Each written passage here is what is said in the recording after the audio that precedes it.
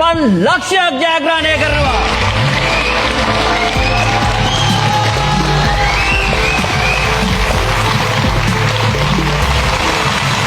මේ වාගේ රුපියල් කෝටියේ ප්‍රශ්නය.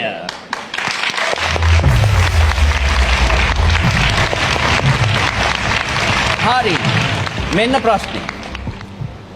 පළමු වතාවට මිනිසෙකු අභ්‍යවකාශයට රැගෙන ගිය යානේ නම කුමක්ද?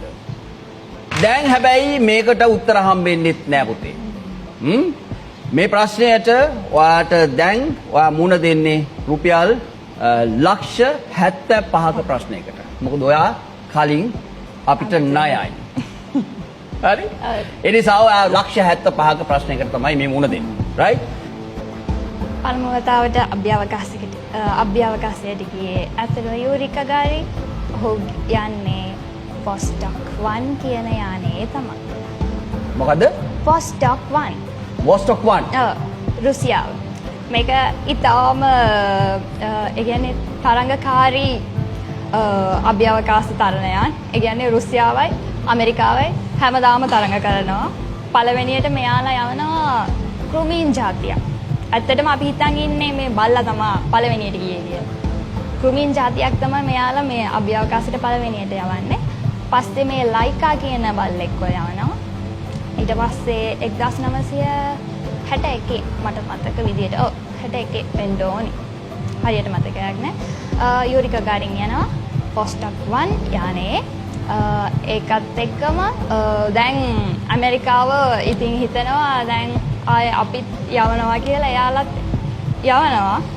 හැබැයි ඒකේ අර ලොකු ප්‍රතිචාරයක් නෑ. අපිට උනත් මතක නෑනේ. දෙවෙනියට අභ්‍යවකාශයට ගියේ කවුද කියලා.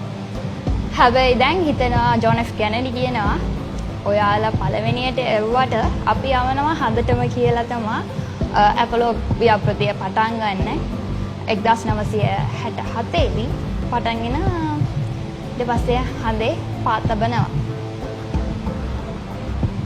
ඒක මාර හීනයක්.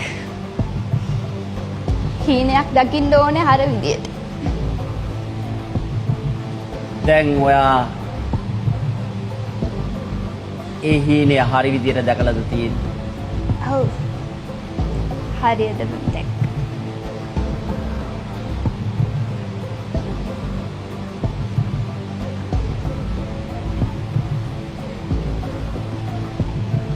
වොස්ටොක් 1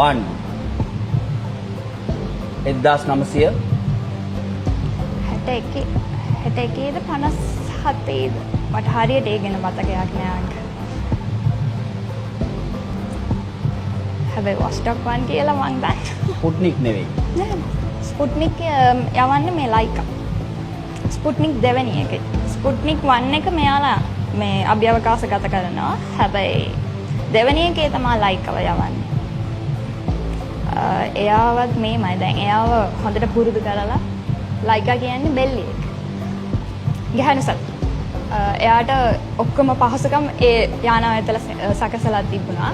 එයාට කන්න බොන්න වුණත්. හැබැයි එයා දවස් 3ක් අභ්‍යවකාශයේ ඉඳලා නැති වෙනවා. හැබැයි එයා ඉතිහාසය තුල තවම ජීවත් වෙනවා.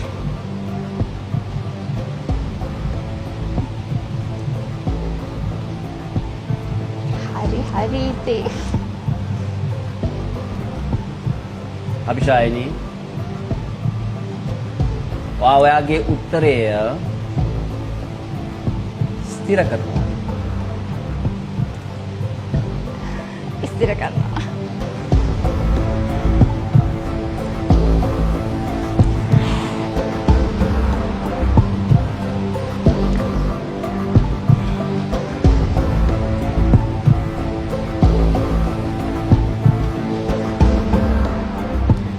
හද ගැස්ම අර ටික් ටික් සවුන්ඩ් එක නැති වුණාට දැන් නම් හද ගැස්ම මට දැනෙනවා. ඔව් ඒකයි. මටත් එහෙමම දැනෙනවා. අපිට හරිම සතුටුයි. හැබැයි එක දෙයක් අංකල්. ඔව්.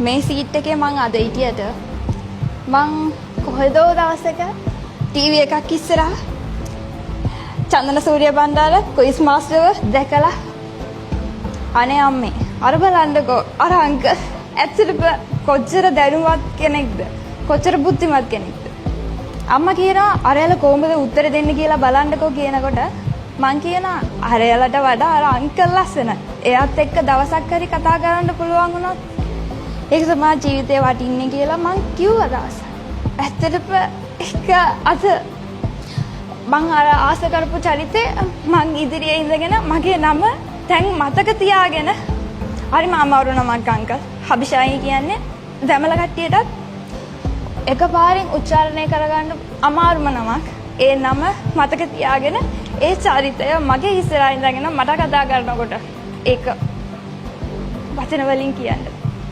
පුතේ මම ඔයාලට ඇත්ත කියන්නේ ඇත්ත දෙකක් කියන්නම් එකක් තමයි ඔයා මේ පුටුවේ ඉඳලා මං ඔය පුටුවේ ඉඳලා මේ ඇත්ත මැත්ත ඔයා මගෙන් ඇහුවා නම් එහෙම ආනන්ද කුමාරස්වාමී හොයාගත්ත පාෂාණය මොකද්ද කියලා ඇත්තටම මම ඒක දැක්කේ මේ වැඩසටහනට සූදානම් වෙන්න. මම ওই පුටුවේ ඉඳගත්තා නම් මට ඒ පාෂාණය කියන්න. දෙවනි එක. ඔයා දැන් කිව්වනේ උත්තරය මම දන්නේ නැහැ තාම මේ උත්තරේ හරිද නැද්ද. ඇත්තටම මම දන්නේ නැහැ මේ උත්තරේ හරිද නැද්ද. මොකද මට ඒක මතක මේ ඇත්තටම කියන්නේ right එතකොට අපි හිතන සමහර ඒවා ඇත්තට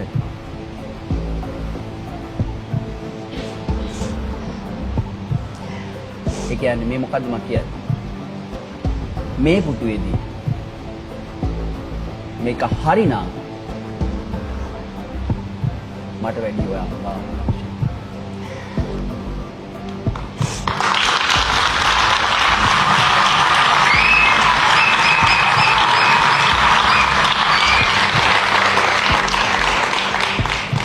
කොටියකට වඩා වටිනා වචනයක් අභිෂායිනි වා දැන් රුපියල්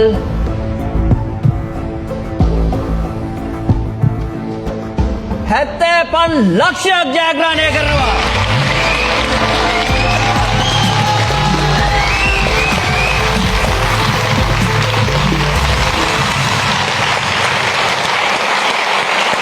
ජයවේවා ජයවේවා ජයවේවා ජයවේවා ජයවේවා ජයවේවා පුතේ.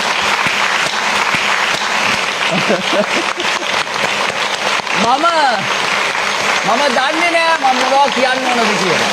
හා මම දන්නේ නෑ මම මොනවා කියන්න ඕනද කියලා. ඔයාගේ මොන ප්‍රශ්න ආවත් ඔයා ඒකට උත්තර දුන්නා. හා? ඔයාට කොහෙන්ද ඒක ආවේ කියලාත් මම දන්නේ නෑ. හරි? මොකද මම හිතනවා ඔයාට ඉන්නවා මෙහෙම බලාගෙන ඉන්න ලස්සන පවුලක්. ඔයාට ඉන්නවා කිසිම දෙයකින් සැලෙන්නේ නැතුව යන්න පුතේ කියලා කියන හරි උස තාත්තා කෙනෙක්.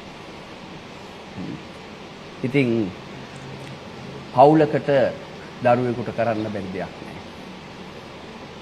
ඒක දැන් අස්පන අපිට ඔප්පෙලා තියෙනවා. වචර පිට වෙන්න නෑ ඇත්තටම කියනවානේ කවදා හරි හීනයක් දැක්කොත් ඒක හරි වෙනවමයි. ඇත්තටම මේ වැඩසටහන් බලන්නේ අවුරුදු 8 ඉඳන් මට මතකයි. ඔව් අවුරුදු 8 ඉඳන්.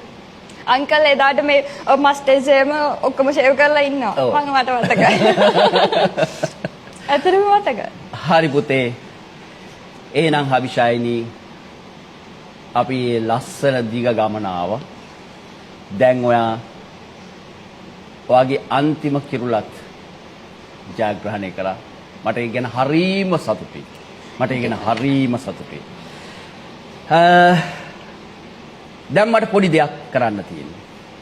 වාට හිමි රුපියල් මිලියන 7.5 එහෙම නැත්නම් රුපියල් ලක්ෂ 75 වාගේ ගිණුමට දැන් මම ගිණුම් ගත කරනවා.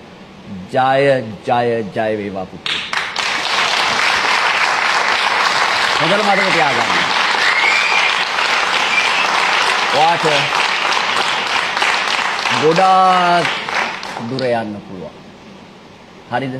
එකම දේ තියෙන්නේ වාගේ තියෙන ඔය නිර්හංකාර ඒ වගේම ආඩම්බර. හරිද? ඒ වගේම හරිම නැමෙන සුළු. හරිද? ඒ වගේම කෙලින් ඉන්න. ඔන්න ඔය පර්සනැලිටි එක නැත්තම් වාගේ ඔය අභිමානවත් පෞරුෂය කවදාවත් බිඳෙන්න දෙන්න එපා. ඉස්සරහට යන්න. වාට පෙනෙන වාගේ අනාගතය හරීම දීප්තිමත්, හරීම ශක්තිමත්.